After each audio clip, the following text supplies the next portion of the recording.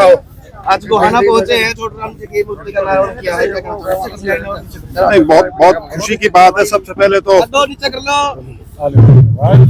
तो बड़ा शुभ दिन है मकर संक्रांति का, और उसमें यहाँ छतेरा में सर छोटूराम की मूर्ति का जो अनावरण आज किया गया है, उसके लिए मैं सभी वो साथी जो इससे जुड़े हुए हैं, चाहे वो छोटूराम विचार मंच के माध्यम से हों, गांव की पूरी पंचायत हो, सभी गांव वाले हों, आसपास के इलाके वाले हों, मैं उन सब का आभार व्यक्त करना चाहूँगा और सबको बधाई देना चाहूँगा। क्योंकि स्टैचू यहाँ पहले भी थी, लेकिन अब जिस तरह से उसको और सुधार के और एक उसको भव्य रूप दिया गया है, उसके लिए मैं सभी को बहुत बहुत बधाई देता हूँ। सर, चुनावी माहौल है, क्या लगता है आपको? बीजेपी में आप भी हो, आपका परिवार भी है, क्या लगता है तीसरी बार केंद्र में सरकार बनेगी?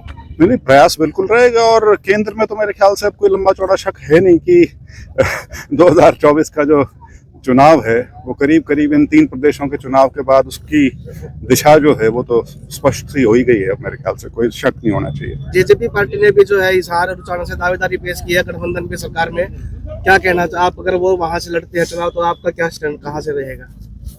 देखिए, स्टैंड हम तो कई बार क्लियर कर चुके। जहां तक उचाना का सवाल है, उचाना से हम चुनाव लड़ेंगे, चाहे अलायंस है नहीं है, और वैसे मुझे लगता नहीं कि अलायंस लंबा चलने वाला है।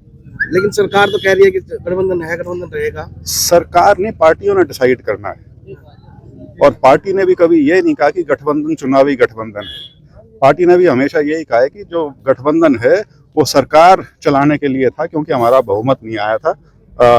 अभी पीछे राष्ट्रीय अध्यक्ष जी भी जब पंचकुला आए थे, वो भी बिल्कुल स्पष्ट कह के गए हैं कि हम 10 की 10 लड़ेंगे। हिसार से सांसद, हिसार से क्या रहेगा आपका? क्या चुनाव लड़ोगे? लोगों के हाथ में रहेगा।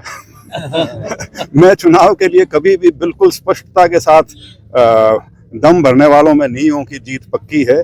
चुनाव जो है वो हमेशा बहुत शिद्दत के साथ लड़ा जाता है हरियाणा में, और लोगों का जिस पर आशीर्वाद रहेगा वो जीतेगा।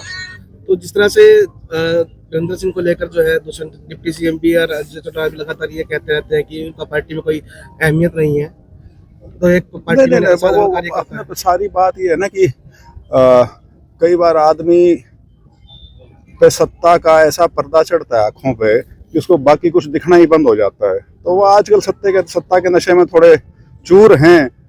ये नशा चढ़ा हुआ धीरे धीरे उतर जाएगा उनका। भाजपा का जेजेपी का गठबंधन लोकसभा में रहता है, तो क्या आप, तो वीरेंद्र सिंह ने कह चुके हैं कि हम अलग रहेंगे? नहीं, मैंने यही कहा कि कोई संभावना है नहीं। गठबंधन सरकार का भले ही है, लेकिन चुनावी गठबंधन कहीं से नहीं है। और जो आपने बात कही, उस पे जो 2 अक्टूबर को जो चौधरी साहब ने जो अनाउंस किया था जींद की रैली में, उस पे हम बिल्कुल टिके हुए हैं। ठीक है, थैंक यू।